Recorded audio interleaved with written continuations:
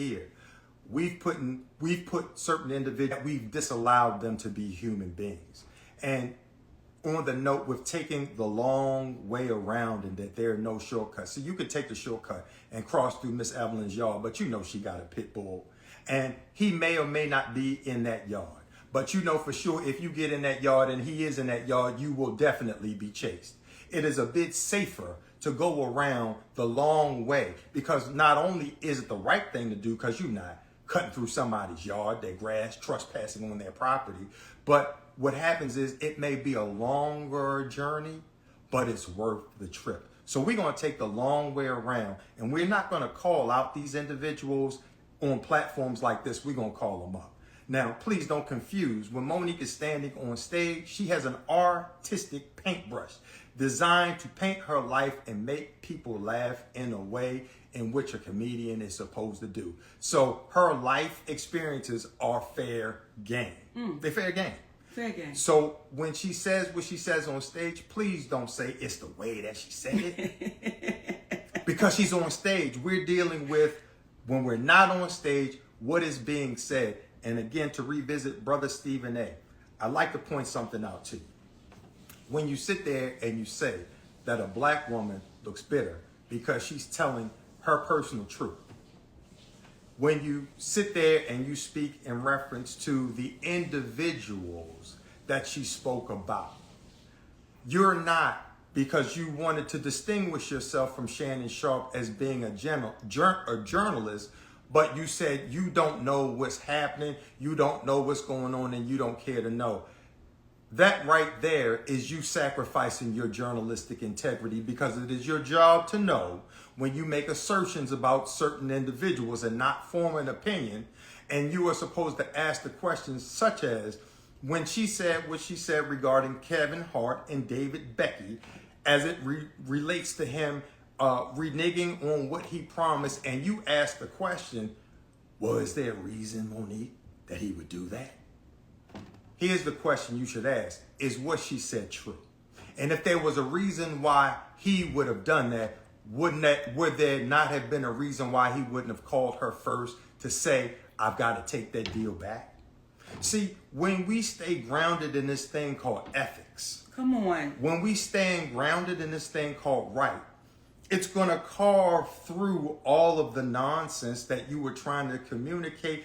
And I can see, based upon watching you throughout the years, that you consider yourself an intellect. And please forgive me for speaking in this manner as it relates to Monique.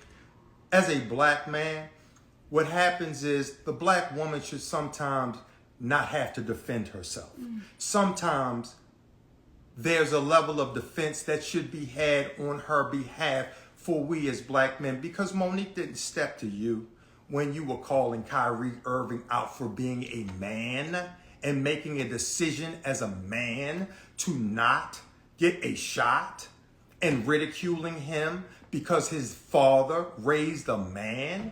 You should not have called out Kwame Brown in the way that you did, calling him a bust, because you have forgotten that that black man has a family, and any man that has had the length of time that he had to live the dream in the NBA is not a bust in my book. He's a hero.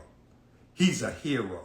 So when you call Jason Whitlock a fat bastard, but you're telling Monique, who referred to them as her brother and her sister, and she loves them, but you can call Jason Whitlock a fat bastard. My question to you, why are you allowed to speak your truth, but this black woman is not? Help me. Help me. I need the help. It is low-hanging fruit to attack a black man. That was Cat Williams and Monique that did the interview. Why is it that you singled Monique out? Why is it? She was polite. You're not asking, was she inaccurate when she spoke about Tiffany Haddish? Though there's nothing but love. There's nothing but love. The irony is that our sister Tiffany Haddish went to GQ magazine to say, I'm glad I don't have that husband of hers, for standing for Monique and standing with Monique when we were talking about pay inequality, only for her to turn around and speak about the pay inequality. See, we will succumb to what it is that we support when what we support is wrong. You know, if I may say this to you, Stephen A. Smith, what you said when you said I'm bitter and my light don't shine no more, what you said to black women without saying it was, be quiet. Be seen and not heard.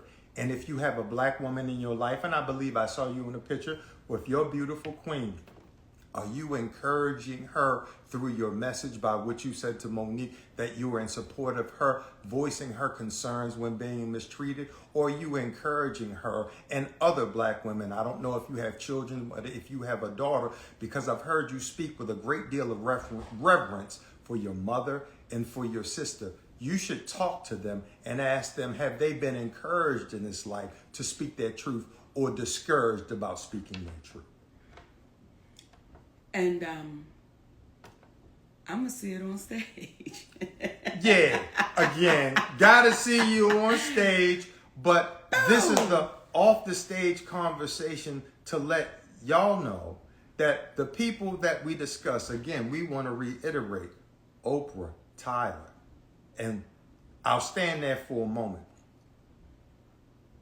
As we come before you feeling free to discuss anything that is said about us, whereby it's made to appear like we've done something wrong, if we are giving people the impression that we are perfect, I want to make it clear right now, we are not.